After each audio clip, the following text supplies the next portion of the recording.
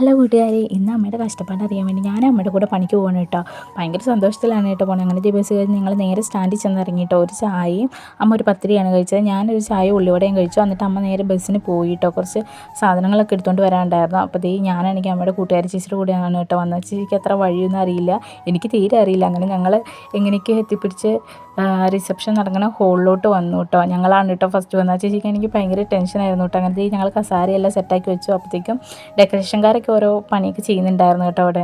അങ്ങനെ ഈ അമ്മയെല്ലാം വന്നിട്ടുണ്ടായിരുന്നു കേട്ടോ. നല്ല പണിയുണ്ടായിരുന്നു. സത്യം പറഞ്ഞാൽ അമ്മ ഇങ്ങനെ പണിയെടുക്കണൊക്കെ കണ്ടപ്പോൾ ഭയങ്കരമായിട്ട് സങ്കടം വന്നു കേട്ടോ.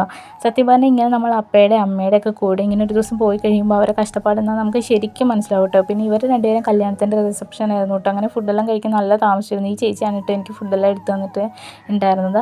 അമ്മ എന്നിട്ട് ഫുഡൊന്നും കഴിച്ചിട്ടില്ലായിരുന്നു കേട്ടോ. പരിപാടികളെല്ലാം കഴിഞ്ഞപ്പോഴത്തേക്കും പിന്നെ സാധനങ്ങളെല്ലാം ലോഡെല്ലാം കയറ്റി കഴിഞ്ഞിട്ട് അമ്മയുടെ പണി പിന്നെയും തീർന്നിട്ടില്ലായിരുന്നു കേട്ടോ. പിന്നെ എന്നെ കൂട്ടുകാരി ചേച്ചിയുടെ കൂടെ പറഞ്ഞു